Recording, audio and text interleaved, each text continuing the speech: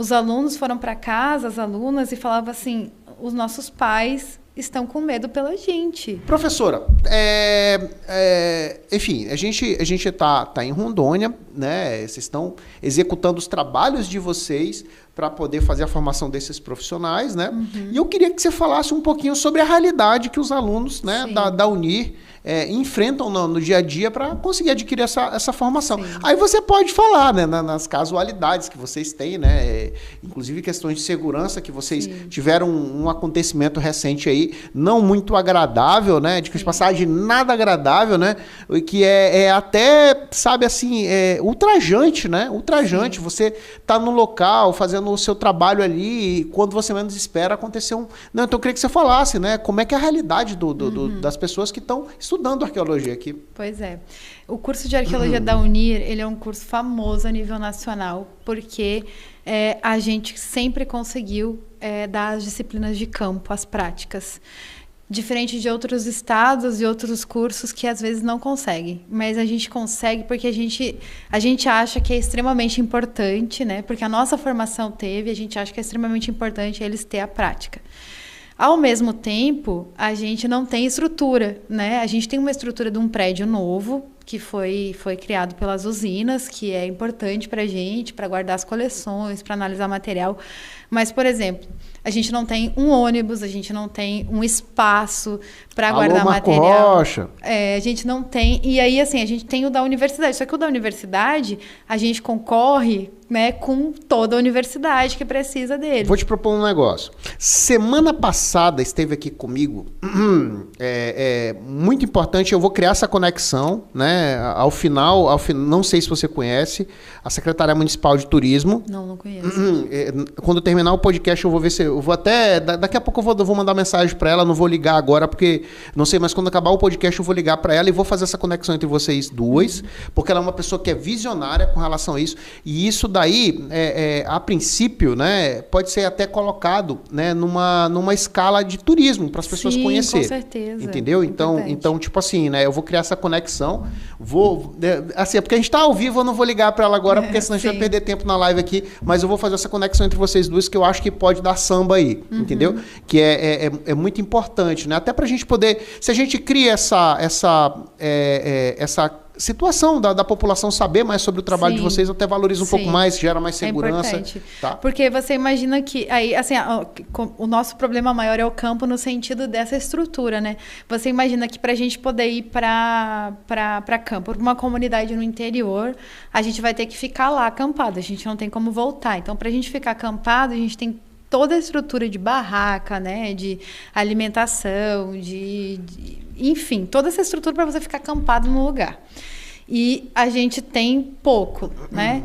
Mas, além disso, a nossa tralha de escavação é muito grande. Então, quando a gente vai fazer, né, o checklist, a gente tem tudo isso, só que a gente leva muita coisa. Então, às vezes, o ônibus, a gente fica abarrotado de gente com coisa. Então, o que a gente leva, por exemplo? Uma coisa básica, uma escavação básica. Você vai ter que ter muitos baldes, você vai ter peneiras, você vai ter estacas, você vai ter engradados, né, que é para carregar material. Você vai ter enxadeco, ferro de cova. Isso aí que eu estou me lembrando, assim, rastelo, né? Coisas que são pesadas, facões, né, que aqui chama teçado. A gente vai ter lonas, né, que é para nos abrigar do sol e da chuva.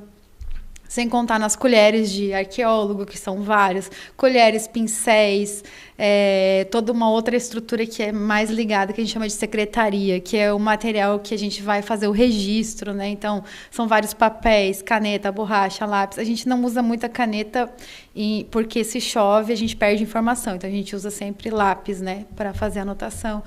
Sacos plásticos. Então, toda essa tralha, ela nos acompanha. Se não tiver ela, e aí sem contar essa outra parte, que é uma parte mais delicada, mais cara, a gente tem tudo isso, né? Máquinas fotográficas, GPS, carta Mansell, que é pra gente ver coleção, né? Não. Enfim, isso a gente não usa mais, né, pessoa? Ai, que horrível. Não, porque, né, os alunos nos dão trabalho, mas nem tanto. Né? Porque uma coisa que a gente sempre fala... O chicote é para usar no aluno. Não, tá a mãe e o pai usavam, a gente nunca usa, né? Tá Eu acho que eu já levei uma reguada de uma professora uma vez, mas chicote Deus, nunca. do tempo da palmatória, né, professora? Mas enfim, isso a gente não usa os tadinhos. Porque a gente sempre fala, né? Aí tem a questão da gente ir acessar os espaços, né? A questão da segurança, a gente passa para os alunos, a gente tem os EPIs, a gente usa EPI, mas a questão de segurança ela é inerente, porque você está num local, você vai para um local, geralmente no meio do mato, ou para um local de pasto, ou para um local que é mais longe, né? Então, você tem toda essa questão do perigo que o Indiana Jones exagera, né? Mas não é para tanto, mas tem que ter mas um a pouco de gente cuidado. tem, né? E aí é o contato com animais, tipo onças, enfim, jacaré e toda essa... Já rolou algum encontro assim? Já aconteceu, já. É claro que nunca aconteceu de a gente ter problema, né, com isso, mas já aconteceu da gente encontrar, ver... Contato visual. Sim, ali, né? contato visual, querer fotografar, mas sempre naquele momento a gente não consegue, né? Acontece um monte de coisa. Já aconteceu. Então, a gente lida com isso no dia a dia, né? A gente lida com esses problemas que são inerentes de um trabalho de campo, né? E que muitas vezes ele não é percebido, assim, né? Não é percebido pela própria universidade, às vezes, da nossa dificuldade, né? E aí, quando a gente acessa lugares mais ermos, assim, lugares mais que não tem muitas pessoas, que a gente não tem muita possibilidade, a gente já levou em várias campanhas o Exército. Eles foram como parceiros com a gente. Muito bom. Que aí, assim, né, a gente teve muita felicidade de ter eles. O Exército tem um acervo incrível aqui, né? Sim. Para quem né, não sabe, né? Houve a caravana Ford, o Exército fez um trabalho incrível. Eles têm filmes da construção da BR-364 até hoje lá. Então, assim, né? Para quem é historiador e quer saber um pouco Também mais sobre isso daí, isso, né? muito bom. E só que aqui e aí teve essa questão da agora a gente está acessando esse espaço que é um espaço urbano, né? Que até então não tinha sido escavado. E isso é importante para a gente porque elimina um monte de problema, né? Uhum. Que tipo de problema? De ter que sair do nosso espaço, né? Das nossas casas e tal, levar os alunos, que já tem a gente tem seguro, mas tem uma dificuldade. Vai que corta um pé, vai que não sei o que, a gente tem que sair de lá. E aí tem toda essa logística, né? Uhum. Problemática, né? E, enfim, e aí então corta essa questão. Você não precisa ter um acampamento, você não precisa acampar ali, enfim. Então, esse espaço urbano para a gente foi super importante, né? Que é o hospital e o cemitério da Candelária. Então, nas primeiras etapas, a gente fez aquela parte de o que tem aqui. Porque aí é que entra uma coisa interessante que a arqueologia traz para a gente, né? Que os historiadores vão lá, e eu sou historiadora, estou falando porque eu sei, né, que a gente olha e fala, não tem mais documentação sobre esse lugar, a gente busca documento, não sei, então, mas não tem mais nada aqui. Acabou, já era, essa história não pode ser mais contada. Aí vem a arqueologia, né, e faz o mapeamento da hora e fala, não, essa história vai ser contada assim, porque o material está aqui, a materialidade está aqui, a gente consegue Vocês contar. enxergam o que os outros não enxergam. Né? Exatamente.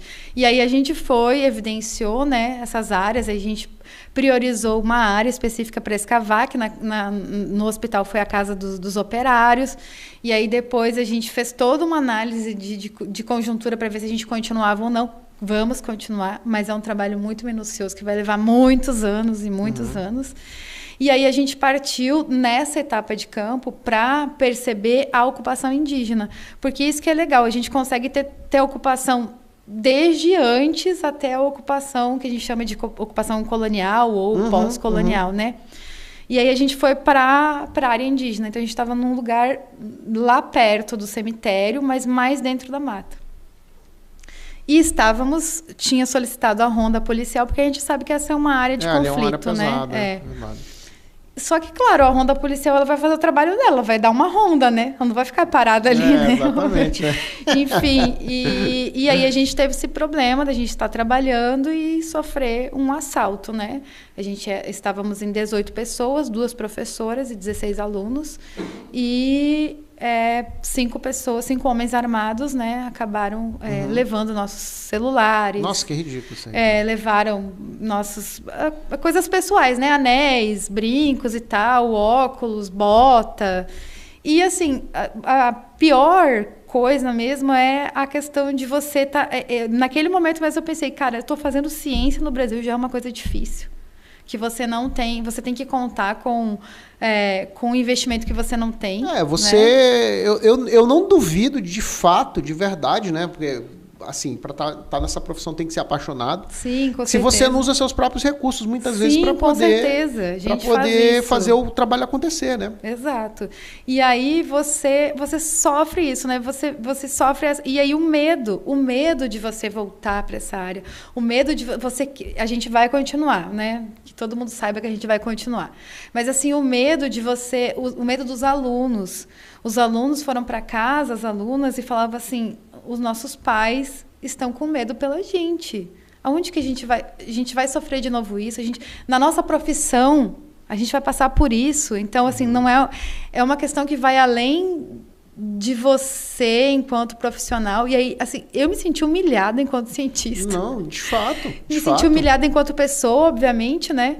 Porque, assim, em determinado momento, como eu não percebi que aquilo era um assalto, eu demorei para perceber, eu falei, gente, a gente é estudante, a gente está trabalhando, é da universidade, a gente está escavando aqui uma coisa que não tem nada a ver com, né? Até que eu me calei quando eu vi a arma, enfim, né? Eu me calei, porque aí eu vi que não tinha conversa, não existe diálogo, não existe diálogo, né? Mas eu ainda tentei falar, quer dizer, na verdade foi porque eu não tinha percebido a situação ainda, né? Sabe, mas essas situações são complicadas, né? Muitas vezes, até o assalto, né? O ser humano, ele demora para interpretar, Eu né? demorei para entender. E aí, assim, o que fica, é claro que a gente já está se reunindo, a gente reuniu com a reitoria, a gente está buscando dentro, né, dos sistemas, legal, né? Para ver o que a gente faz, que tipo de segurança a gente pode ter lá.